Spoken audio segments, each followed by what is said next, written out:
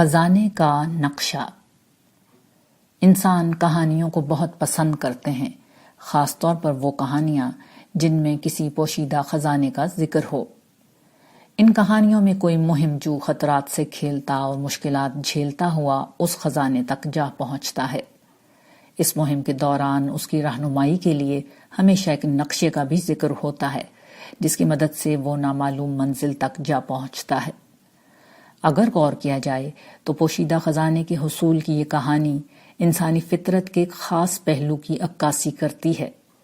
یہ وہ پہلو ہے جس کی بنا پر انسان یہ چاہتا ہے کہ وہ دنیا بھر کی ساری نعمتیں اور راحتیں حاصل کر لے۔ یہ سب کچھ مال و دولت کے بغیر نہیں مل سکتا۔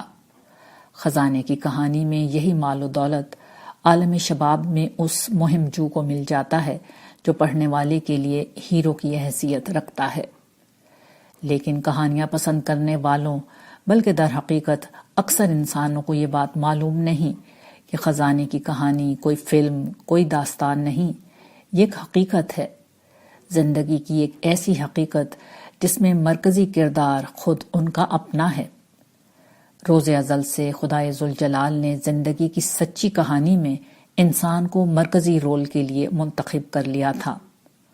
اس کی ذمہ داری یہ تھی کہ وہ ایک مہم جو کی طرح دنیا کے مصائب و آلام اور راحت و سکون کو نظر انداز کرتا ہوا آگے بڑھے اور جنت کے اس خزانے کو پالے جس کے بعد انسان ہر عیش و آرام کا حقدار اور ہر دکھ و غم سے نجات پالے گا۔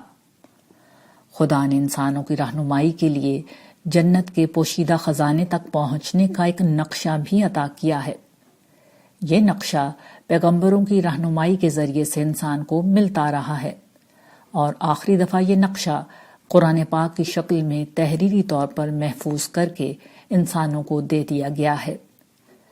اس نقشے میں علامات نہیں بلکہ الفاظ کی شکل میں بتا دیا گیا ہے کہ کون لوگ ہیں جو اس خزانے تک پہنچنے میں کامیاب رہتے ہیں، سیدھا راستہ کیا ہے، اس پر چلنے میں کیا مشکلات آتی ہیں، ان سے کیسے نبرد آزما ہونا ہے، اس راستے کا زاد راہ کیا ہے، راستہ بھٹک جائیں تو کیا کرنا ہے، یہ سب اس میں تفصیل کے ساتھ بتا دیا گیا ہے۔ مگر بدقسمتی سے انسان اس نقشے کو چھوڑ کر خواہش کے صحرا اور توہمات کے جنگل میں بھٹک رہے ہیں۔ وہ یہ بھول چکے ہیں کہ وہ عالم زیست میں ایک مہم پر بھیجے گئے ہیں۔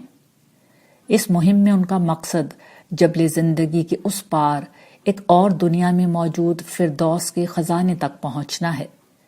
اس کے لیے ضروری ہے کہ دنیا کے اس جنگل سے وہ محتاط انداز سے گزریں، کیونکہ یہاں قدم قدم پر گناہ کی دلدل ہے، ابلیس کے چھوڑے ہوئے شکاری درندے اور نفسانی خواہشات کے اژدہے ہیں۔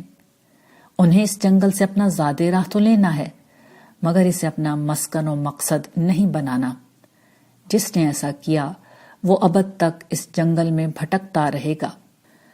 خزانے کے اس نقشے کو چھوڑ دینا ہر چند کے تمام انسانیت کی بدقسمتی ہے، مگر سب سے بڑھ کر یہ ان لوگوں کی بدقسمتی ہے جن کے حوالے کر کے پیغمبر علیہ السلام دنیا سے گئے تھے، اس لیے کہ دوسروں کو یہ سب کچھ سمجھانے کی ضرورت ہے، مگر انہیں تو اس بات پر یقین ہے کہ واقعتاً یہ قرآن جنت کے پوشیدہ خزانے کا نقشہ ہے۔ دنیا کے دوسرے لوگ تو کل قیامت کے دن یہ عذر پیش کر سکتے ہیں کہ ہمارے پاس خزانے کا یہ نقشہ نہیں تھا، مگر مسلمان قیامت کے دن کیا عذر پیش کریں گے؟ آج مسلمانوں کا حال یہ ہے کہ خدا کی کتاب اور ان کے پیغمبر کا دیا ہوا سب سے عظیم تحفہ ان کے پاس موجود ہے، مگر انہیں توفیق نہیں ہوتی کہ وہ اس کو کھول کر پڑھ لیں۔ جنہیں یہ توفیق ہوتی ہے وہ بے سوچے سمجھے اس کو پڑھتے ہیں اور ادب سے کسی بلند مقام پر رکھ دیتے ہیں۔ جو لوگ اس کے سمجھنے کے دعوے دار بن کر کھڑے ہوتے ہیں، ان کے لیے یہ بس دنیا میں سیاسی انقلاب برپا کرنے کا ایک منشور ہے۔ جب مسلمانوں کا یہ حال ہو تو کسی غیر مسلم سے کیا توقع کی جا سکتی ہے؟ آج خدا اور انسانوں سے محبت کرنے والے لوگوں کا سب سے بڑا کام یہ ہے کہ وہ انسانوں کو خدا کی اس کتاب کی طرف بلائیں، پیغمبر کے اس کلام کی طرف بلائیں، اس لیے کہ ہر انسان کے پاس وقت تیزی سے ختم ہو رہا ہے۔ ہر مہم جو کے لیے مہلت عمل ختم ہو رہی ہے۔